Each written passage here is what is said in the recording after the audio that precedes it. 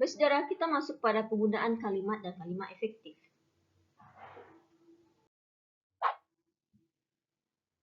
Pengertian kalimat. Kalimat adalah gabungan dari dua buah kata atau lebih menghasilkan pengertian atau pola intonasi akhir. Kalimat menurut jumlah klausanya ada kalimat nominal, terdiri dari kalimat nominal, verbal, adjektifal, dan numeral. Kalimat majemuk terdiri dari kalimat majemuk setara, kalimat majemuk bertingkat, dan kalimat majemuk campuran. Kalimat menurut kelengkapan fungsinya yaitu kalimat lengkap. Kalimat lengkap adalah kalimat yang harus memiliki satu subjek dan satu predikat.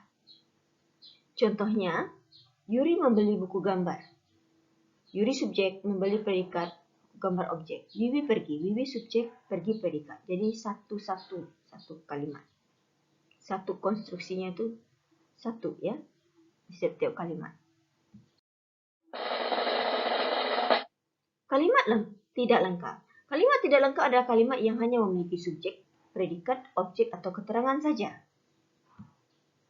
Contohnya, selamat sore, silahkan masuk, hai kawan. Kalimat menurut hubungan aktor dan aksi ada kalimat aktif. Kalimat aktif adalah kalimat di mana subjeknya melakukan suatu perbuatan atau aktivitas. Contohnya, kalimat aktif biasanya diawali oleh awalan me dan ber.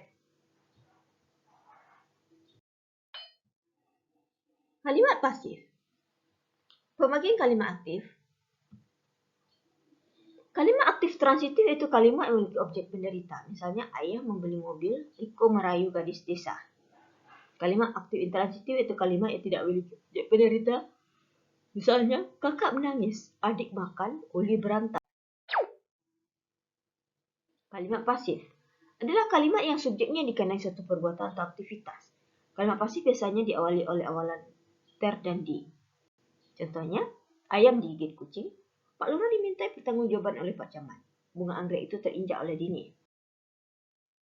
Kalimat menurut struktur fungsinya, pertama kalimat berita, kalimat perintah, kalimat tanya, kalimat seru.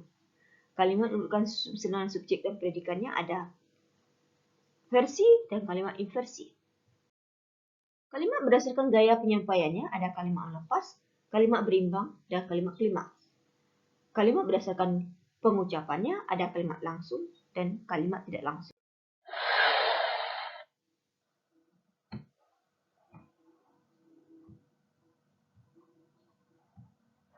Kalimat efektif adalah kalimat yang apabila berhasil menyampaikan pesan, gagasan, maupun pemberitahuan sesuai dengan maksud penulis.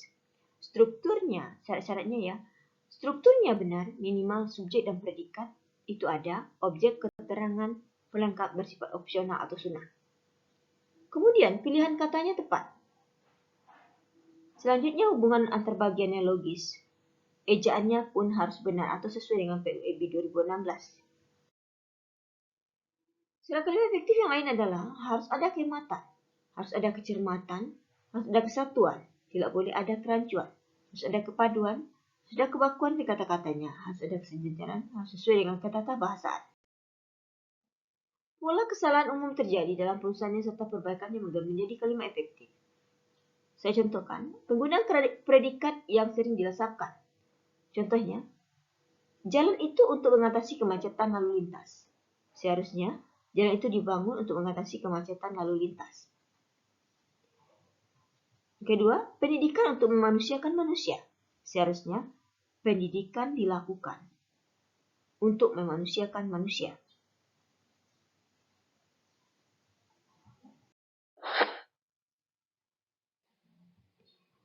Penggunaan dua kata yang sama artinya dalam sebuah kalimat. Sejak dari usia 8 tahun ia ditinggalkan ayahnya. Seharusnya, sejak usia 8 tahun ia ditinggalkan ayahnya. Atau, dari usia 8 tahun ia ditinggalkan ayahnya.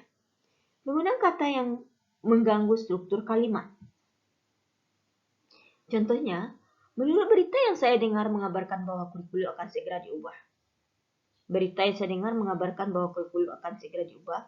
Atau menurut berita yang saya dengar kurikulum akan segera diubah. Penggunaan imbuhannya kacau. Yang meminjam buku di perpustakaan harap dikembalikan. Seharusnya, yang meminjam buku di perpustakaan harap mengembalikan. atau buku yang dipinjam di perpustakaan harus dikembalikan. Kalimat yang tidak selesai, contohnya manusia secara kodrati merupakan makhluk sosial, selalu ingin berinteraksi. Perbaikannya, manusia secara kodrati merupakan makhluk sosial, selalu ingin berinteraksi.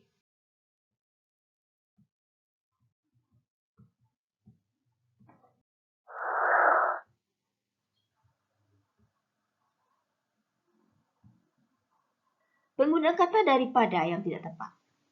Seorang daripada pembantunya pulang kampung kemarin. Perbaikannya, seorang di antara pembantunya pulang kampung kemarin. Pilihan katanya yang tidak tepat. Dalam kunjungan itu, Presiden menyempatkan waktu untuk berbincang-bincang dengan masyarakat. Seharusnya, dalam kunjungan itu, Presiden menyempatkan diri untuk berbincang-bincang dengan masyarakat. Kata yang ambigu dapat menimbulkan salah arti, seharusnya kita perbaiki. Contohnya ya, usul ini merupakan satu perkembangan yang menggembirakan untuk memulai pembicaraan damai antara komunis dan pemerintah yang gagal. Kalimat di atas dapat menimbulkan salah pengertian. Siapa yang membuat pemerintah? Pembicaraan yang pernah dilakukan atau siapa?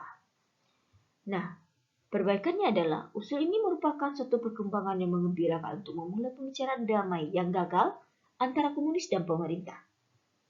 Kemudian pengulangan kata yang tidak perlu. Dalam setahun ia berhasil menerbitkan 5 judul buku setahun. Seharusnya, dalam setahun ia berhasil menerbitkan 5 judul buku. Penulisan kata kalau yang dipakai secara salah. Dokter itu mengatakan kalau penyakit AIDS sangat berbahaya. Seharusnya, dokter itu mengatakan bahwa penyakit AIDS sangat berbahaya.